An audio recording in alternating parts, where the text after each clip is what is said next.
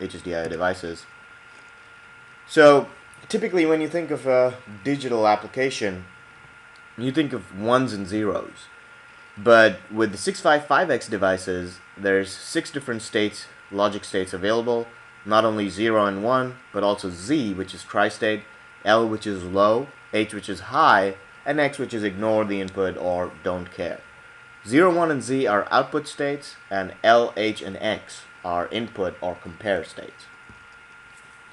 Again, the hardware comparison feature is implemented on NI655X only. This is basically a feature where you can perform real-time bit error identification or real-time comparison in hardware without having to go on to software and perform this identification or comparison. All of the data is logged onto the onboard FPGA for post-analysis as well. Here's an example. If we put the expected data of this data set that you see on the screen, and the actual data that we read is what you're seeing on the screen right now, we will see 2 bit errors because we expected a low at bit error position number 012, and also another error when we expected a high but we read a low. Of course, this shows up in software API immediately, and this is implemented in hardware, so there's no concern for software lag.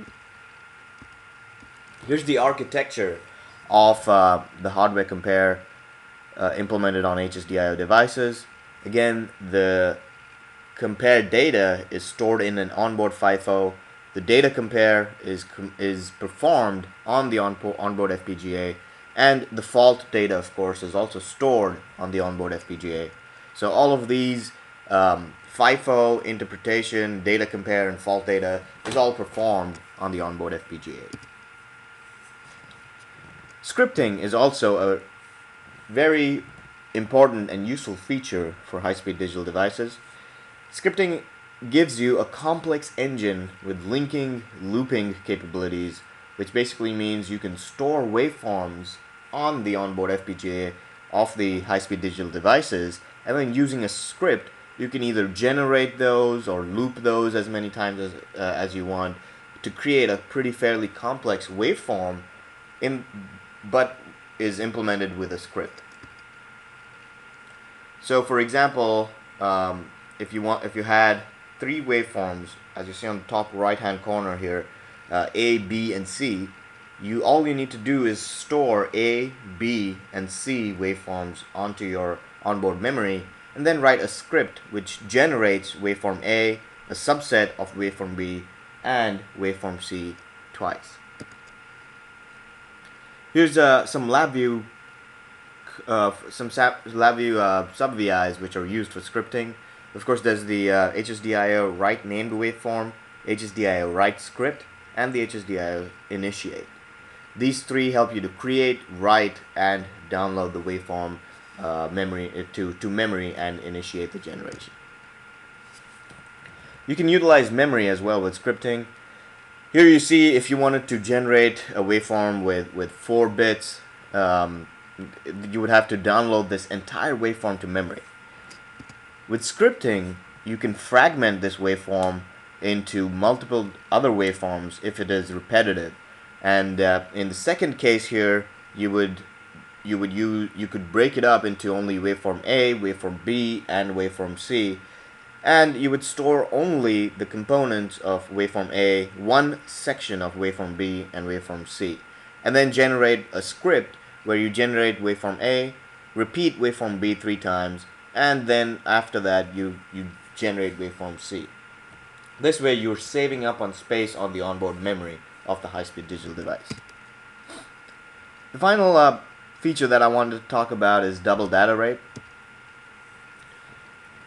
Double data rate allows for high-speed transfers with slower designs. If you look at single data rate, that is in that case you have the option of generating data either on the rising edge or the falling edge of a clock. With double data rate, you can generate data on both the rising and the falling edge of the clock, which means that if you have a 200 megahertz clock, for example, you can generate data at 400 megabits per second. This also allows for a smaller IC package.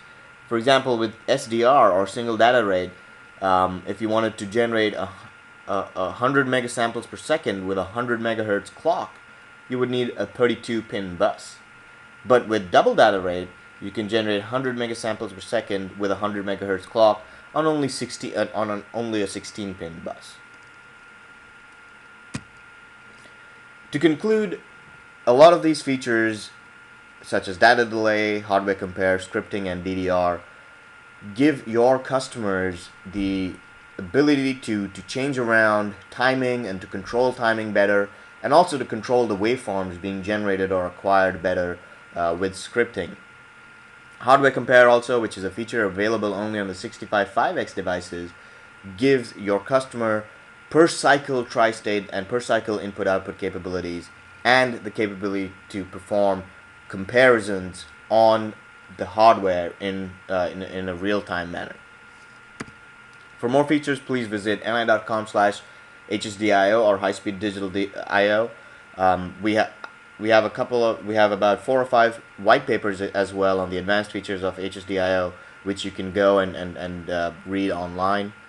And of course, all of this information is available on the internal HSDIO wiki, which can be found at niweb/marketing/HSDIO.